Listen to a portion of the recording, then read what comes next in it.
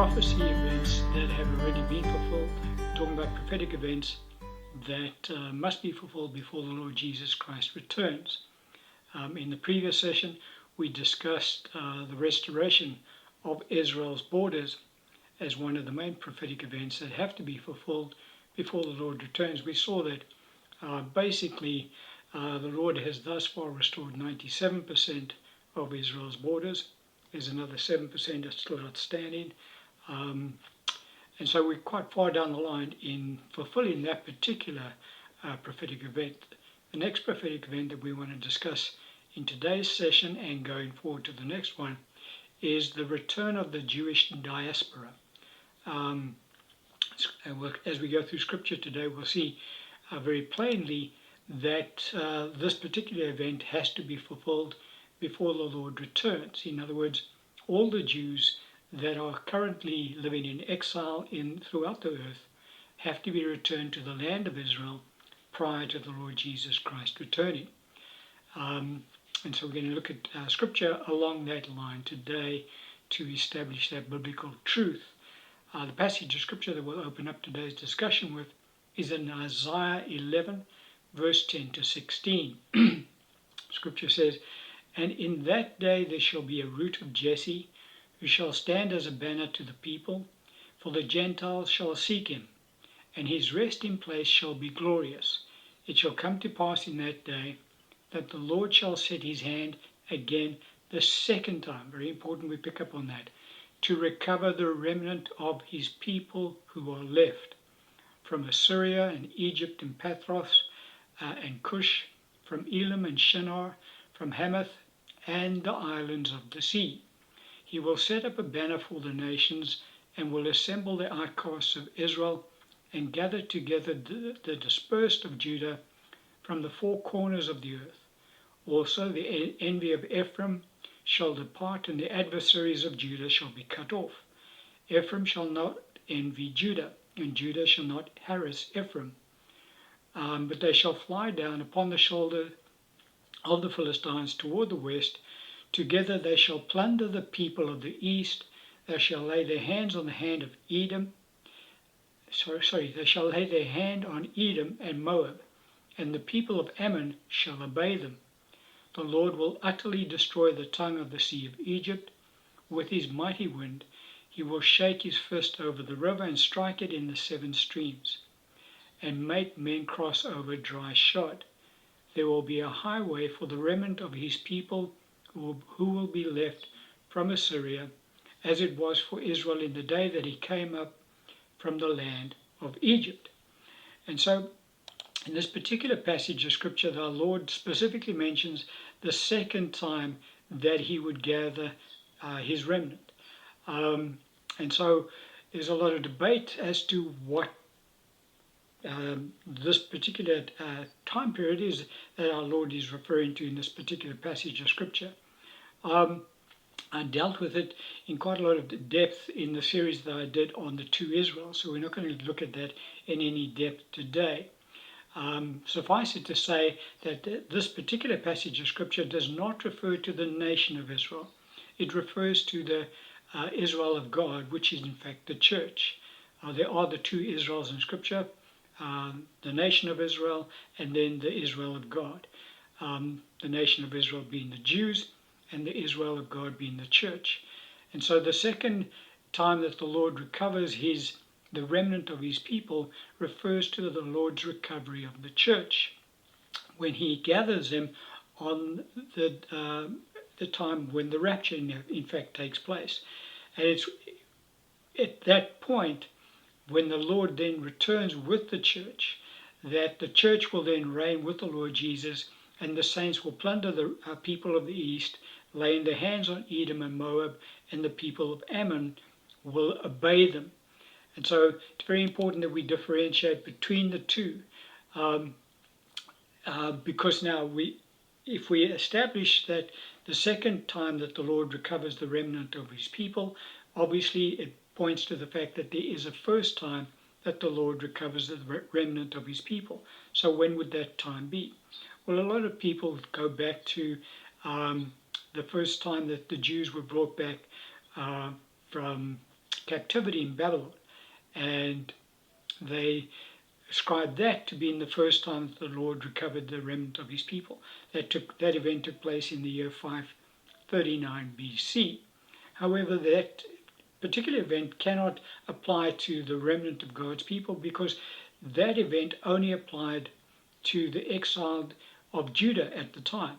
The exiled of Israel were completely left out of that particular event.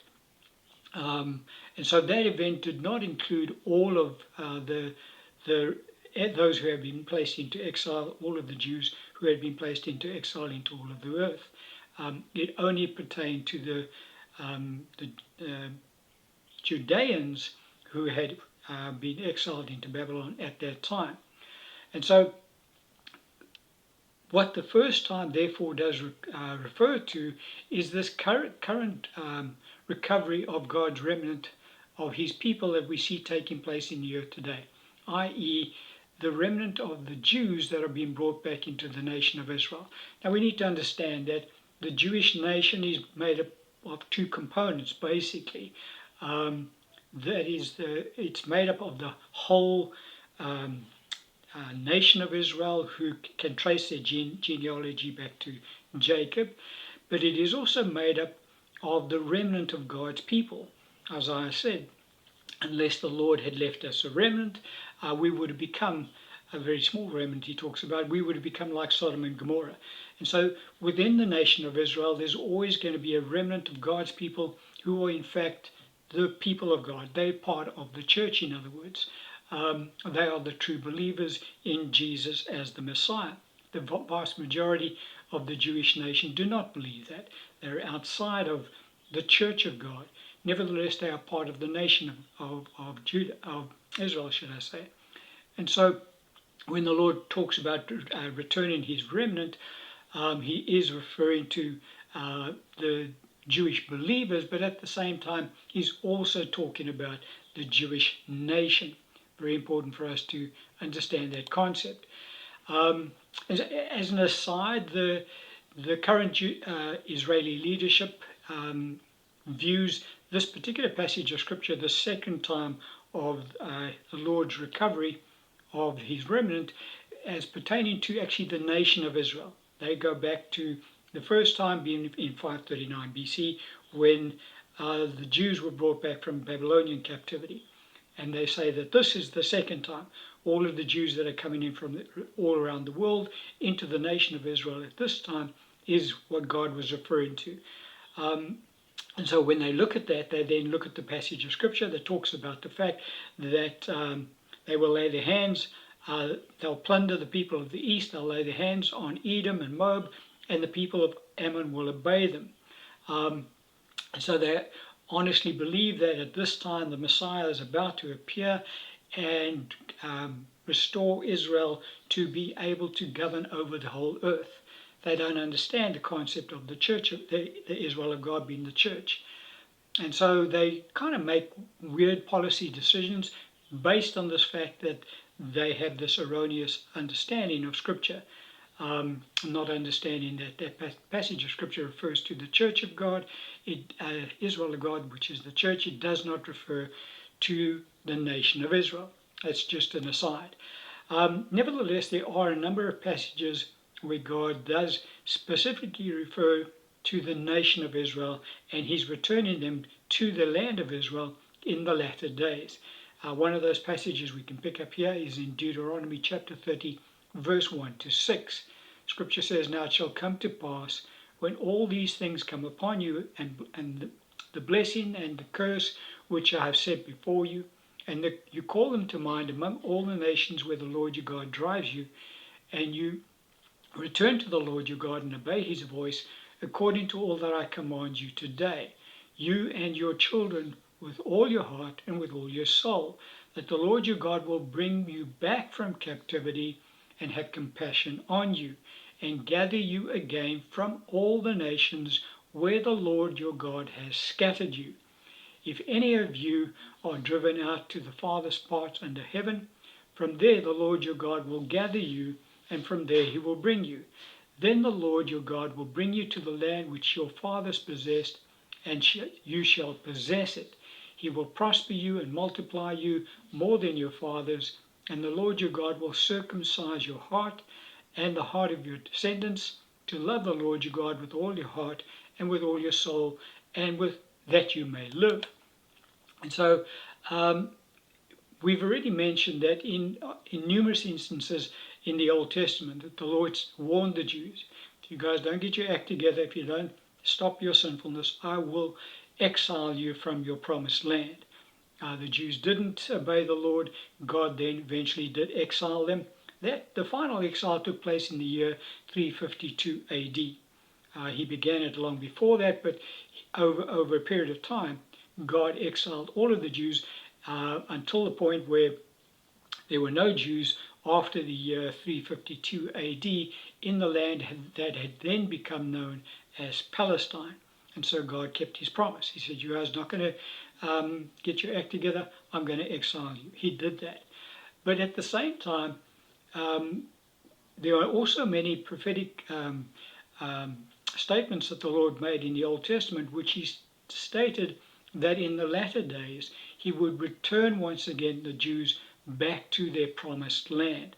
This passage of scripture that we just had a look at is the first account where God actually speaks about this. This was delivered through Moses in the year roughly 1406 BC, where God says to them that he would then once again return them from having scattered them throughout the earth. And so God really does speak along this line of returning the Jews to their promised land. Another passage of scripture we can look at, Hosea chapter 3 verse 4 to 5. For the children of Israel shall abide many days without king or prince, without sacrifice or sacred pillar, without ephod or teraphim. Afterward the children of Israel shall return and seek the Lord their God and David their king, and they shall fear the Lord and his goodness in the latter days. And so the Lord, regarding Israel's exile, we've already discussed this particular passage of scripture when we spoke about the Lord restoring Israel's sovereignty. In this passage, the Lord does confirm that Israel will be dispersed among the various nations of the earth, because it speaks of the children of Israel returning from exile in the latter days. The Lord states that Israel would last for many days. Their exile would last for many days and would only be completed in the latter days.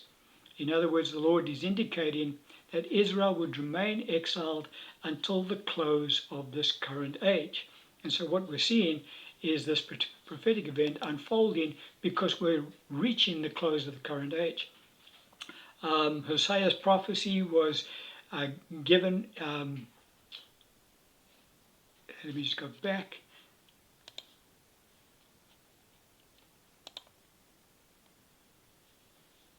I don't really have the date of Hosea's prophecy, but his prophecy proved to be accurate, because between the year 352 AD and the year 1882 AD, there were no Jews present in the state of Palestine.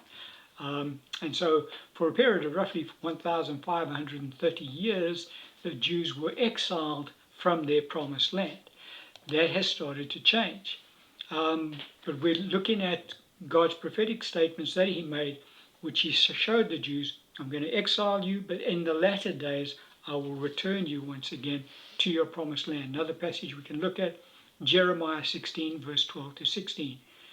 And you have done worse than your fathers, for behold, each one follows the dictates of his own evil heart, so that no one listens to me. Therefore I will cast you out of this land into a land that you do not know. Definitely speaking about the Jews here. Neither you nor your fathers, and there you shall serve other gods day and night, where I will not show you favor. Therefore, behold, the days are coming, says the Lord, that it shall no more be said, the Lord lives who brought up the children of Israel from the land of Egypt. But the Lord lives who brought up the children of Israel from the land of the north, and from all the lands where he had driven them. For I will bring them back into their land, which I gave to their fathers. Behold, I will send for many fishermen, says the Lord, and they shall fish them. And afterward I will send for many hunters, and they shall hunt them from every mountain and every hill and out of the holes of the rocks. And so God is very plain here as to what he's going to be doing to the Jews in the latter days. He talks explicitly about the fact that he's going to expel them throughout the earth. Has happened, that has come to fulfillment. And then he says in the latter days, I will bring you back to the land that I have given to your fathers. And then God is quite specific about the way he's going to do it. He says, I'll send for many fishermen, and they will fish them. I'll send for hunters, and they will hunt them. Now, what that kind of portrays to us is a reluctance on the part of the Jews to actually return to their promised land, because God needs to send out fishermen and hunters to bring them back. And historical records, as we go through this next couple of sessions, we will see very plainly that the Jews, in fact, are reluctant to return to the nation, to the state of Israel. They'd rather go anywhere else except return there. And we'll see that as we look at historical records. And so that particular sentiment of being reluctant to return to Israel is very prevalent among the Jewish nation. And that's why, even today, the majority of the Jews still live outside of Israel and not within Israel's borders. We'll have a look at that in more detail.